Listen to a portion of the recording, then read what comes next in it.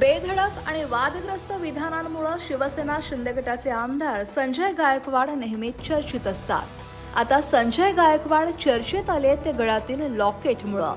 हे लॉकेट साधं सुद्धा नाही तर त्यात वाघाचा दात आहे, ज्याची शिकार संजय गायकवाड यांनी 1987 ला स्वतः केली होती। वाघ दात आहे काय त्याचं नेमकं हे थोडंसं मला आपल्याला 1987 ला मी त्याची शिकार केली होती आणि तो दात काढला। 1987 ला भाऊंनी वाघाची बिबट्या वाघाची शिकार केलेली आहे आणि त्याचा तो दात त्यांनी या ठिकाणी तुम्ही असंच पळवायचं। रंजकतेनं सांगितलेला हा किस्साच आता गायकवाडांना अडचणीत घेऊन गेलाय आणि त्यानंतर त्यांचं हे सोन्याचं लॉकेट आता जप्त करण्यात आलंय।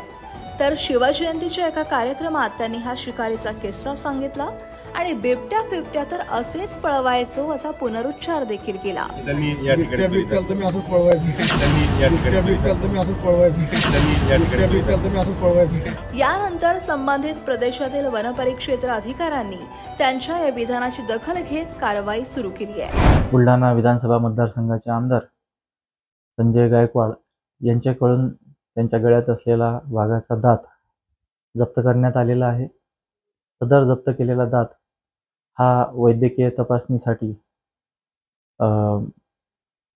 Wildlife institute of India Dehradun येथे पाठवण्यात येत आहे। तिथल्या प्रयोगशाळेचा निष्कर्ष आल्यानंतर पुढील कायदेशीर कारवाई जी आहे ती करण्यात येणार आहे।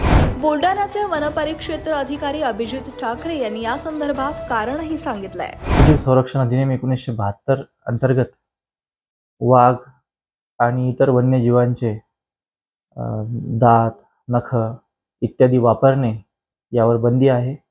कोणीही त्या प्रकारचं वन्य प्राण्यांचे अवयव वापरू नये किंवा त्यास चालना देऊ नये। वन्यजीव संरक्षण अधिनियम 1972 अंतर्गत वाघाचे नख परिधान करणे आणि नख जर सिद्ध झाले तर ते शिकारीचा पुन्हा त्याच्यामध्ये विषय आलेला आहे। त्याच्यामध्ये 3 वर्षापर्यंतची शिक्षा होऊ शकते। आमदार संजय गायकवाड यांनी त्यांच्या गळ्यातील सोन्याच्या लॉकेटचा किस्सा हा मोठ्या उत्साहानं आणि रंजकतेनं सांगितला खरा, मात्र याच किस्स्यामुळे ते संकटात आले आहेत आणि त्यांचं सोन्याचं लॉकेट देखील आता जप्त करण्यात आलंय आणि त्यामुळेच अहवाल आल्यानंतर गायकवाड यांच्यावर कारवाई होणार की त्यांना दिलासा मिळणार हे स्पष्ट होईल। हा व्हिडिओ तुम्हाला कसा वाटला ते कमेंटमध्ये नक्की सांगा।